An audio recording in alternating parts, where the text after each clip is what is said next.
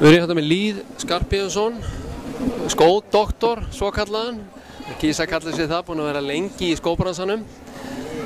Þið eru hérna með verslun eins og Fætur toga. Hvar eru þið staðsettir?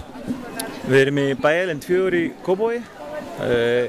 Erum náttúrulega svona sérhæfð í göngugreining og hlaupagreiningum og öllu tengdu. Og höfum svo svona undanfarin 3-4 ár verið að færa okkur alltaf meira og meira upp á skaftið í sambandi við skó.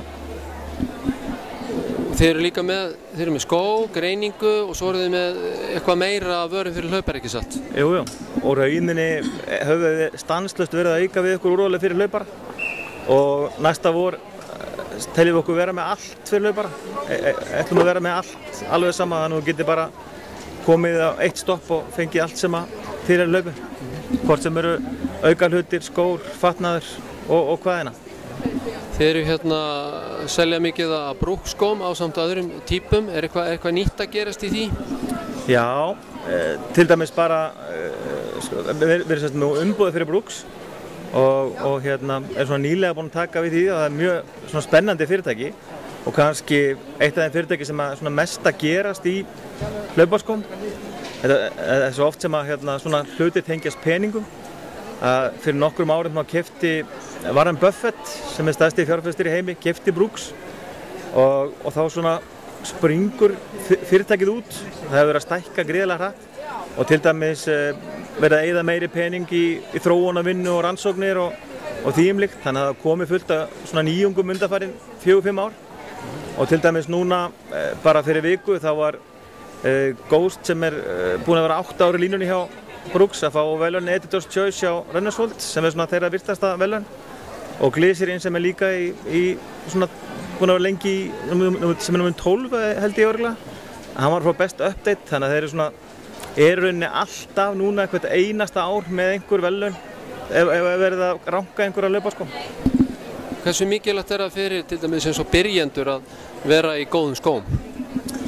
Það er náttúrulega bara algjört grunnatriði. Þetta er bara grunnurinn í rauninni. Þetta er sama eins og að þú ert með bakaukur og ætlar ekki að vera í góðu rúmi. Þetta er alveg sama prinsipið. Þegar þú ert að byrja að hlaupa þá verður að kaupa góða hlaupaskó. Og það sem er ótrúlega mikilvægt er að þú kaupir svokallan æfingaskó. Kaupir ekki einhverja lauflétta svona efnislitla skó þegar þú ert að byrja að hlaupa. Heldur kaupir öfluga skó sem veitir þér mikla vernd. Það er rauninni svona grunnurinn sem verður að gera þegar þú ert að byrja að kaupa þér hlaupaskó.